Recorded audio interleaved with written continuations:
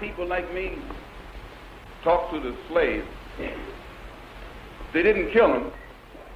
They'd send some old house Negro along behind him to undo what he said.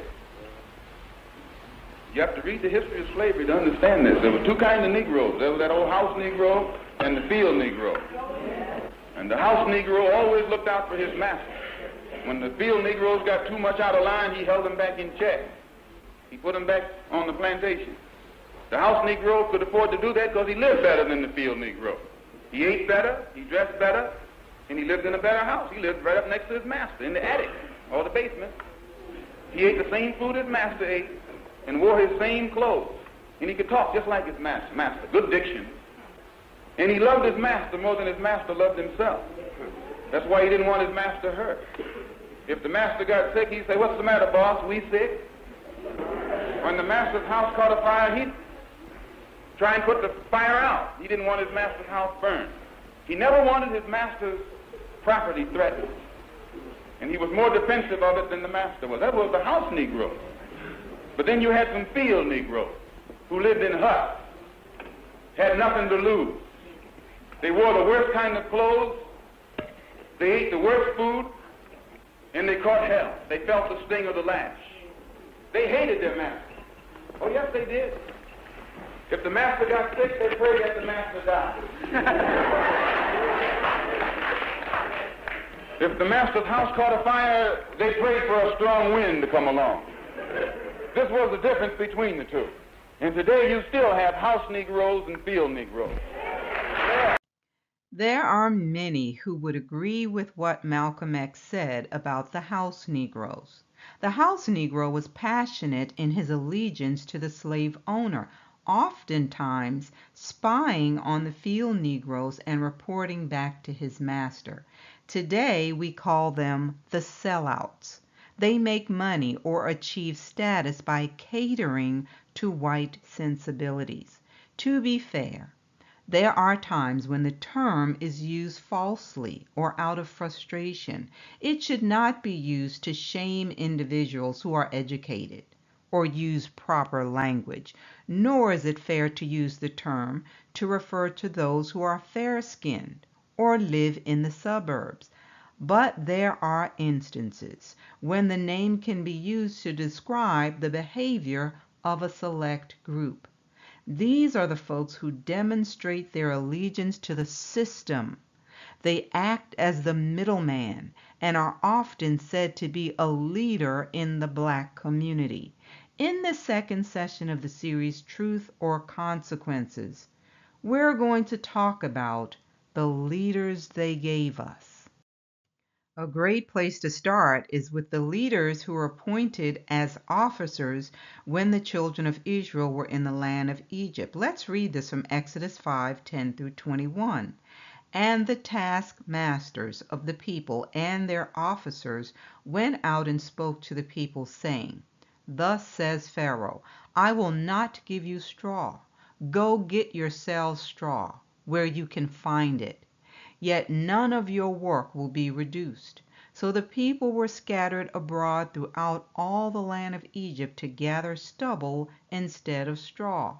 And the taskmasters forced them to hurry, saying, Fulfill your work, your daily quota, as when there was straw.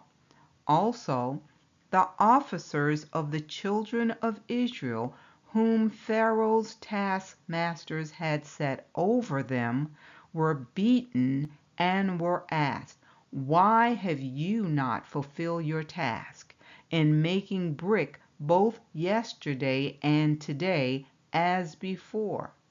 Then the officers of the children of Israel came and cried out to Pharaoh, saying, Why are you dealing thus with your servants? There is no straw given to your servants, and they say to us, Make brick. And indeed your servants are beaten, but the fault is in your own people. But he said, You are idle. Therefore you say, Let us go and sacrifice to the Most High. Therefore, go now and work, For no straw shall be given to you, yet you shall deliver the quota of bricks. And the officers of the children of Israel saw that they were in trouble, after it was said, You shall not reduce any bricks from your daily quota. Then as they came out from Pharaoh, they met Moses and Aaron, who stood there to meet them. And they said to them, Let the Most High look on you and judge, because you have made us abhorrent in the sight of Pharaoh and in the sight of his servants, to put a sword in their hand to kill us. So we're talking about those who are used to control the people on behalf of the ruling power. This article from Teen Vogue sums it up nicely. Listen to this excerpt. Whenever there is black unrest, we often see an effort by the black elite to condemn any insurrectionist energy. Former President Barack Obama expressed this sentiment perfectly, writing in a Medium article, Let's not excuse violence or rationalize it or participate in it. If we want our criminal justice system and American society at large to operate on a higher ethical code, then we have to model that code ourselves. Often when black political interests are discussed, it's by those who have been able to benefit from this country's white supremacist capitalist structure.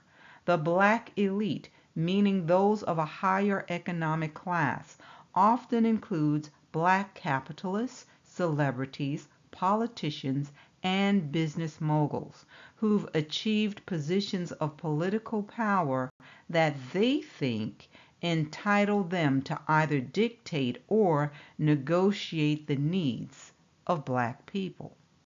So let's look at some of them. These are the people Babylon is using to control our people. They are not going to buck the system. They promote the agenda of the party. When these leaders rebel, they die or lose their position. This is the Congressional Black Caucus, powerful, diverse, and newly complicated. The group, which includes most black members of Congress, remains publicly united, but in private, an influx of new members who think differently about its purpose are making a play for the future. The caucus is a firm part of the Democratic establishment, close to House leadership and the relationship-driven world of political consulting and campaigns. However, unlike other groups tied to party leaders, the caucus is perhaps the country's most public coalition of civil rights stalwarts, ostensibly responsible for ensuring that an insider game shaped by whiteness can work for black people. The article says political strategy is often the dividing line among members, not policy.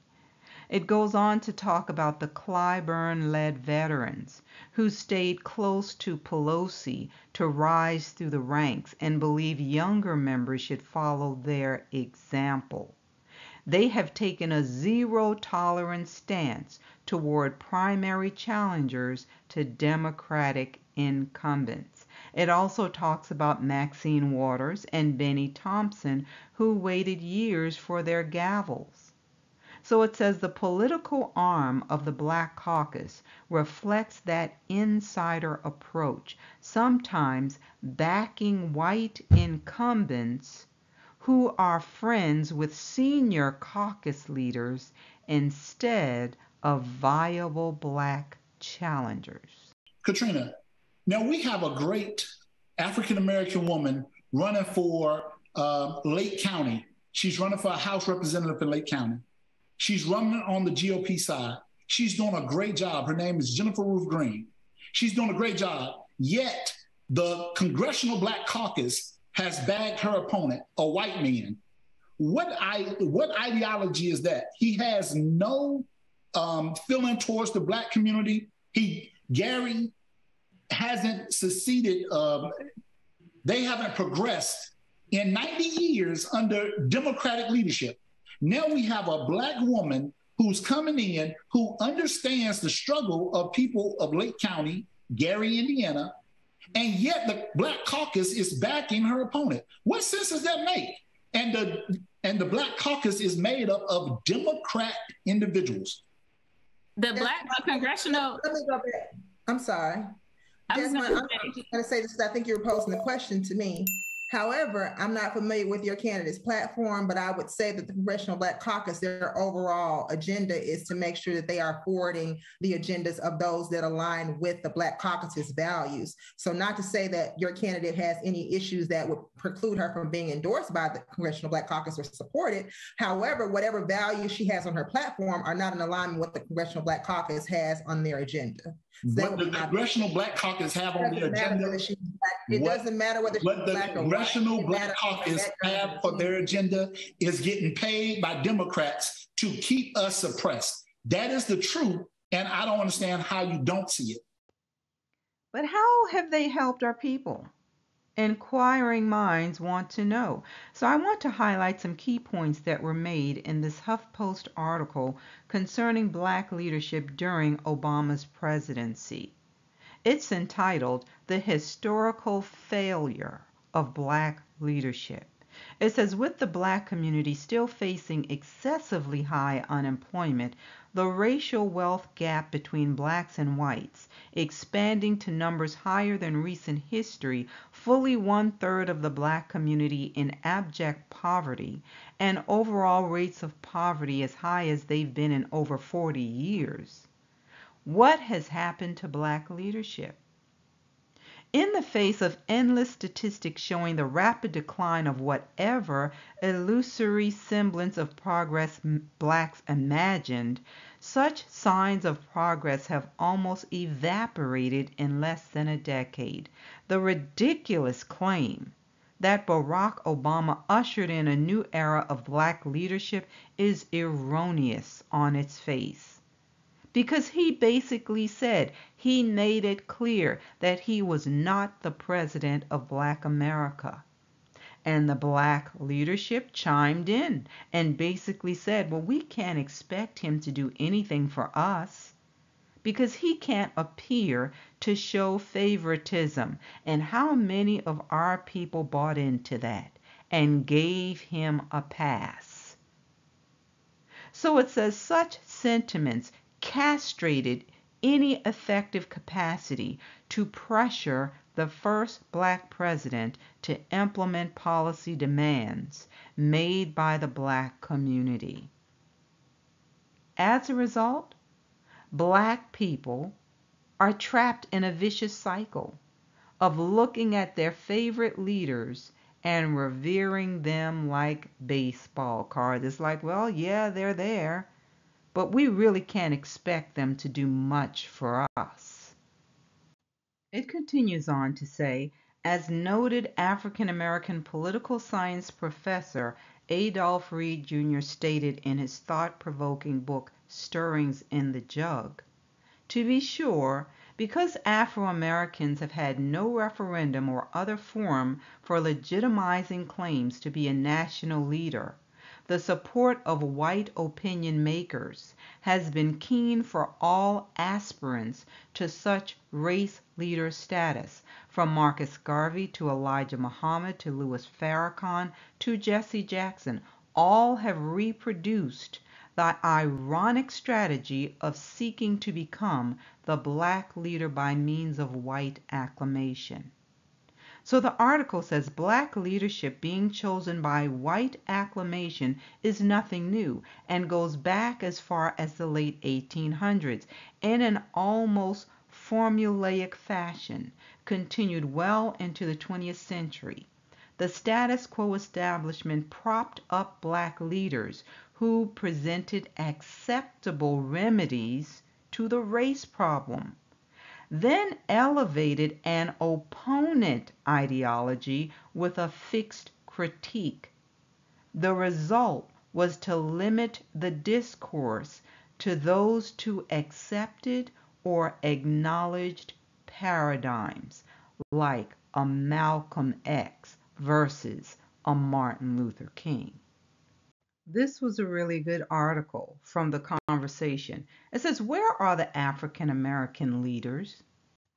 So the author goes on to talk about black leaders who are basically politicians tied to the Democratic Party. They're not activists speaking outside of the country's two-party political system. And then the author gives an example.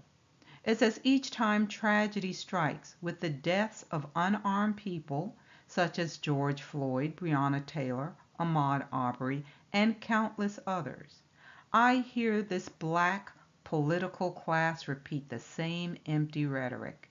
Their statements usually are in the form of a social media post or a letter to a publication pleading for black people to not riot, urging them to vote blue, and advocating a methodical process through the political system. For instance, it speaks about how former President Barack Obama told people protesting Floyd's death to mobilize to raise awareness. And we have to organize and cast our ballots to make sure that we elect candidates who will act on reform. Did he? In 8 years, did he do that? So the author says, in everything that these politicians say, they take no risk. They do not step forward to address the deeper, more basic causes of problems of unarmed black people being killed. These officials avoid being held accountable by setting no moral standard for the public to hold them to. There is no accountability. None.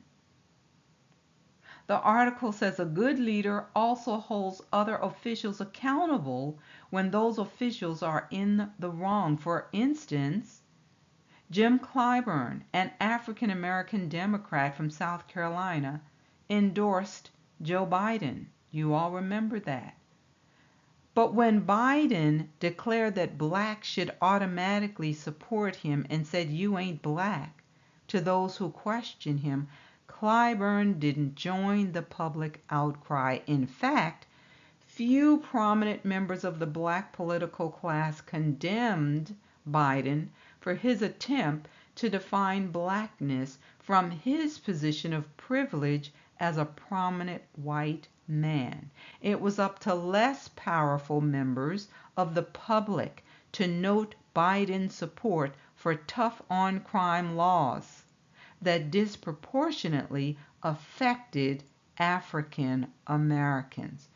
So, in essence, the leaders they place in our communities are people they can control, those who will not buck the system. They will work toward promoting the agenda of the ruling elite. Why? They want to maintain their positions. Let's go on. Now let's take a look at the other side. This article is from The Atlantic. The Post-Racial Republicans. One of the core beliefs that binds the modern GOP coalition is the rejection of the idea that minorities and women face structural bias in American society. And hopefully you all know that I am definitely not focusing on Nikki Haley. She is not a member of our community. So the article says the sharp exchange between former President Barack Obama and two non-white 2024 GOP presidential candidates captures how diverging perceptions about racial inequity have emerged as a central fault line between the Republican and Democratic coalitions. In their presidential campaigns, Republican Senator Tim Scott, who is black, and former South Carolina Governor Nikki Haley, who is Indian American, have repeatedly insisted that systemic or structural racism is no longer a problem in America. That drew a sharp rebuke earlier this month from Obama, who said the pair had joined a long history of African American or other minority candidates within the Republican Party who will validate America and say, everything's great and we can all make it. The article goes on to say both Scott and Haley responded by accusing Obama of treating minority voters as victims and repeating their claims that racism and structural inequities can no longer hold back anyone who will work hard and display integrity and grit. As Scott told a mostly white audience at a Fox News town hall with Sean Hannity last Tuesday. Listen to this. When I hear people telling me that America is a racist nation, I got to say, not my America, not our America, Scott declared to loud applause. Now, when you use the term house Negro, he is most certainly the person we're talking about. Let's go on. And we can't leave out the baby sister. This is from America, the Jesuit Review. It says, the GOP prizes black Republicans as long as they don't alienate white members. Now listen, it goes on to talk about how the public representation of black Republicans shifted under Trump's leadership of the party. For example, it talks about how Diamond and Silk replaced Michael Steele, the Catholic former chair of the Republican National Committee, how former Milwaukee County Sheriff David Clark was more relevant than General Colin Powell. Candace Owens supplanted Condoleezza Rice, so the internet celebrities have taken the place of the legislators, military leaders, and judges who used to stand as the face of the black Republicans. Then the article talks about how the black Republicans complained that their racial identity resulted in a skeptical embrace from their white Republican counterparts. They reported that white Republicans were eager to have black representation in the GOP, but this eagerness came with a concern that black racial identity would take precedence over their allegiance to the party agenda. So they constantly tried to prove this with outlandish statements. And this is why Tim Scott has to keep saying things like, America is not a racist country. Not my America. Give me a break. So this article from 538 says there's a huge gap in how Republicans and Democrats see discrimination.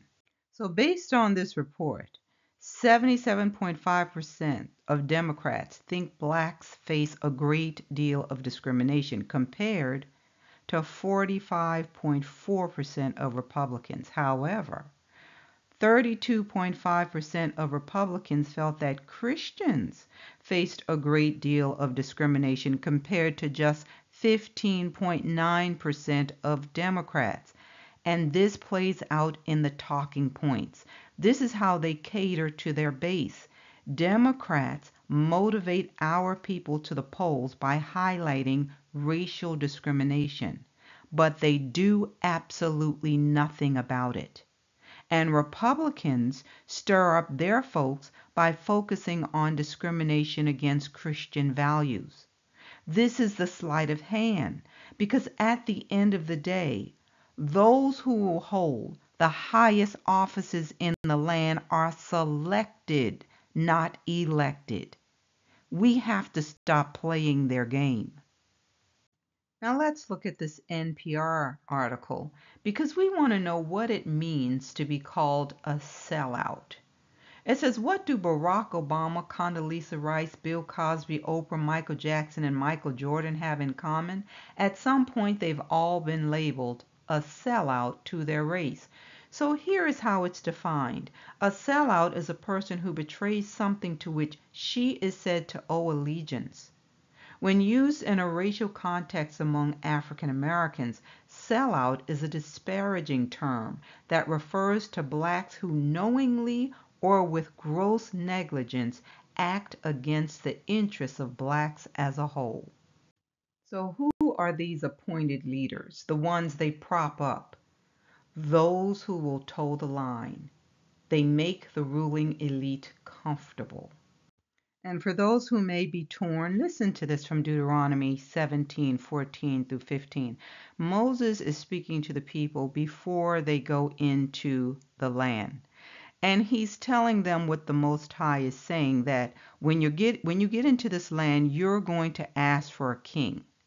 But when you do this, it says, when you come to the land which the Most High Yah is giving you, and possess it, and dwell in it, and say, I will set a king over me like all the nations that are around me, you shall surely set a king over you, whom the Most High Yah chooses. One from among your brethren you shall set as king over you. You may not set a foreigner over you who is not your brother. This should be our stance. We are not appointing a stranger, a foreigner, over us. Our leaders are to be appointed by Yah.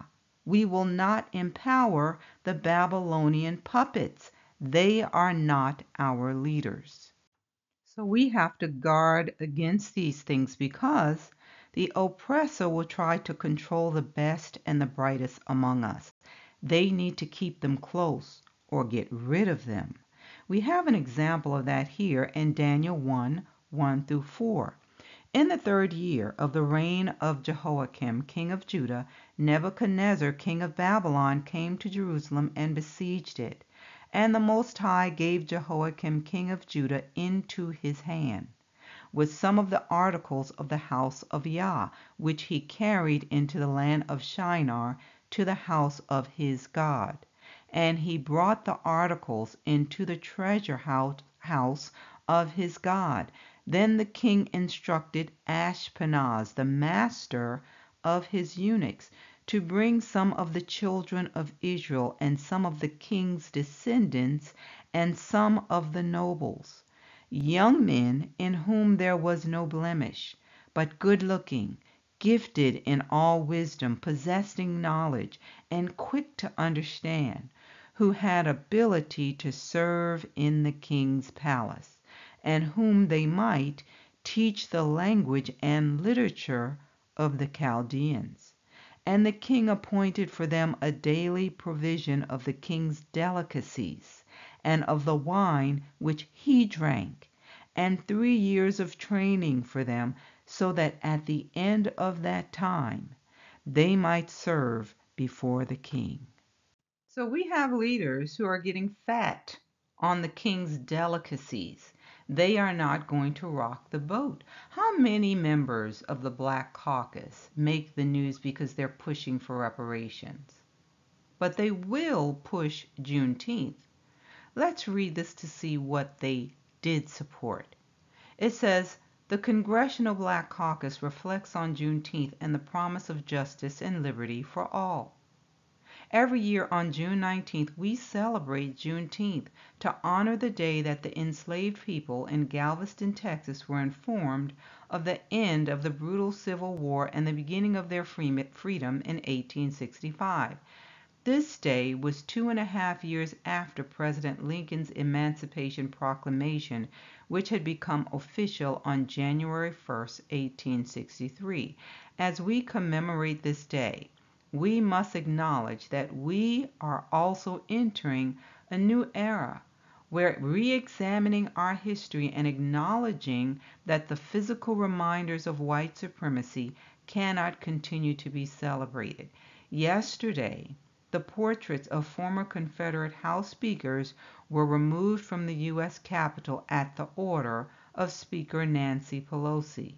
In 2017, Pelosi called on then-Speaker Paul Ryan to join her in supporting legislation to remove the Confederate statues statues in the National Statuary Hall collection, which she furthered in a request for their removal in a letter to the Joint Committee on the Library earlier this month.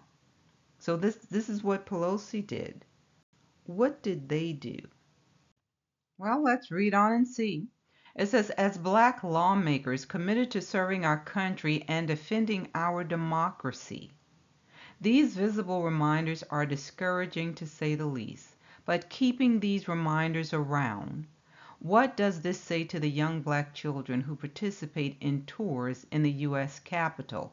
The People's House can never really be for the people, with reminders of a painful history that sought to eliminate our existence. It's time to replace the monuments of oppression with the monuments of liberty.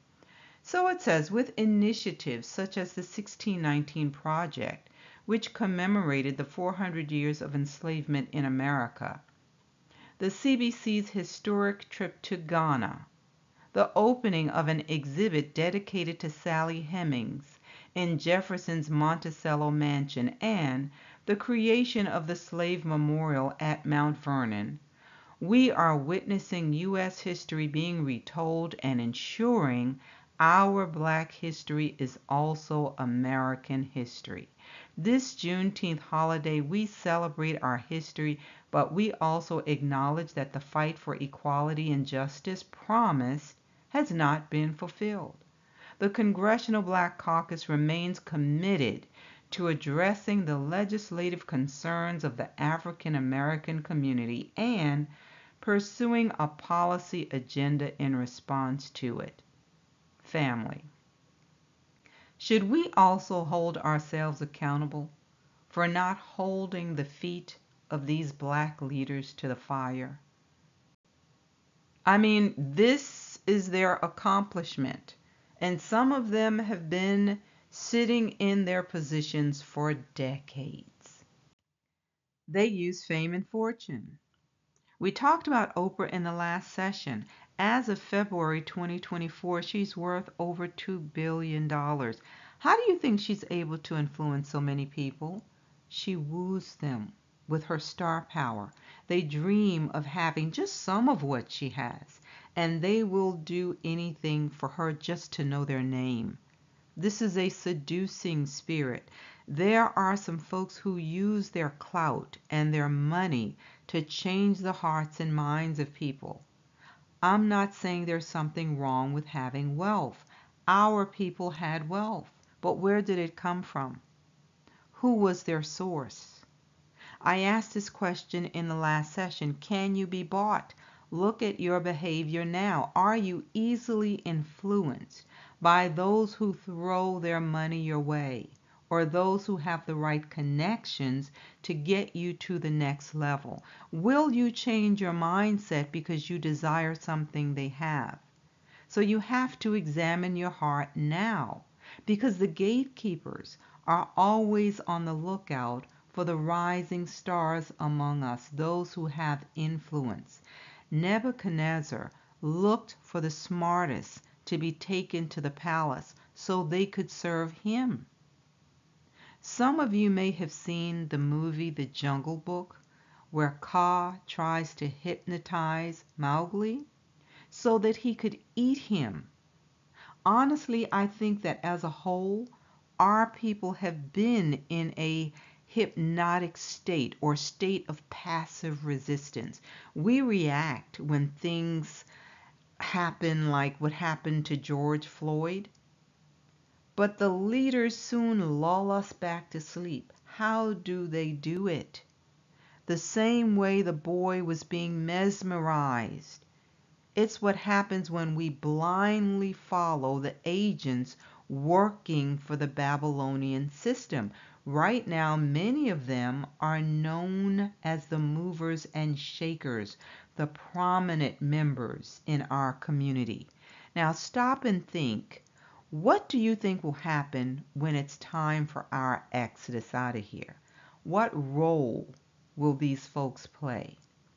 Because we do know that folks with this mindset came out of Egypt, but Yah had to deal dwell with them in the wilderness. Some of them came against Moses after he brought them out of Egypt. You can find this in Numbers 16, 1 through 3. Korah, son of Ishhar, the son of Kohath, the son of Levi, and certain Reubenites, Dathan and Abiram, sons of Eliab, and On, son of Peleth, became insolent. They were rebellious and rose up against Moses. With them were 250 Israelite men, listen, well-known community leaders who had been appointed members of the council. They came as a group to oppose Moses and Aaron and said to them, "You have gone too far.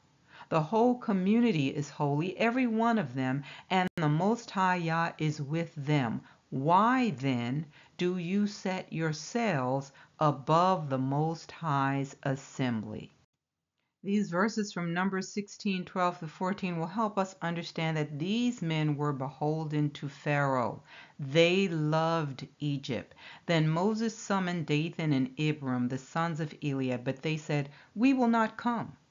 Isn't it enough that you have brought us up out of a land flowing with milk and honey, to kill us in the wilderness, and now you also want to lord it over us? Moreover, you haven't brought us into a land flowing with milk and honey, or given us an inheritance of fields and vineyards. Do you want to treat these men like slaves? No, we will not come up." Now just think about the fact that the Israelites were slaves and being treated horribly. But these men are upset, saying Moses brought them up out of a land flowing with milk and honey. I'm thinking they had it a lot better than the majority of the people. Folks truly suffering and being oppressed wouldn't be talking about a land flowing with milk and honey. No, they want out. Jude 1, 10 through 11 tells us what type of people they were. But these speak evil of whatever they do not know, and whatever they know naturally, like brute beasts. In these things they corrupt themselves. Woe to them, for they have gone in the way of Cain, have run greedily in the error of Balaam for profit, and perished in the rebellion of Korah. Folks like this often caused trouble for our ancestors. This comes from Ezekiel 22, 29 through 31. The people of the land have used oppressions, committed robbery, and mistreated the poor and needy, and they wrongfully oppressed the stranger. So I sought for a man among them who would make a wall and stand in the gap before me on behalf of the land, that I should not destroy it, but I found no one. Therefore I have poured out my indignation on them. I have consumed them with the fire of my wrath, and I have recompensed their deeds on their own heads, said the Most High Yah. Listen to these words from Micah 3 and see if the same things are not happening now. "Hear now, O heads of Jacob, the leaders, and you rulers of the house of Israel. Is it not for you to know justice? You who hate good and love evil, who strip the skin from my people, and the flesh from their bones, who also eat the flesh of my people, flay their skin from them, break their bones, and chop them in pieces, like meat for the pot, like flesh in the cauldron. These are people who take advantage of the poor, the needy, the vulnerable. They will get ahead at the expense of the people to make a name for themselves. They really don't care about the plight of the people. What's most important to them is their greed, their lust for power. So I will end by reading this passage that we looked at last time in Proverbs 14:12. "There is a way which seemeth right unto a man, but the end thereof are the ways of death." We have to be wise concerning those we attach ourselves to. We can't run after folks just because of their status. You have to look at where they are leading you to. Those men followed Korah, and he led them to their death. We have to pray concerning those among us who lead people astray. The clarion call has gone out for us to come out of Babylon, to strip ourselves of the wicked ways. These leaders are not trying to lead us in the ways of Yah. They are trying to make us comfortable in Babylon. It's not that they don't see what has been happening to our people. They know. They can see that we are still at the bottom when it comes to wealth. But it's not affecting them in the same way that it affects the majority of the people. But when Babylon crashes, she's going to pull a lot of them down with her. These folks love this beast system. They are not our leaders. So I want to delve into this a bit more on the live and really hone in on the prominent religious folk. So join me for that on Wednesday at 8 p.m., Yah willing. If this message has been a blessing to you, please hit the like, share it, and you're also welcome to subscribe if you have not already done so. Join me next time.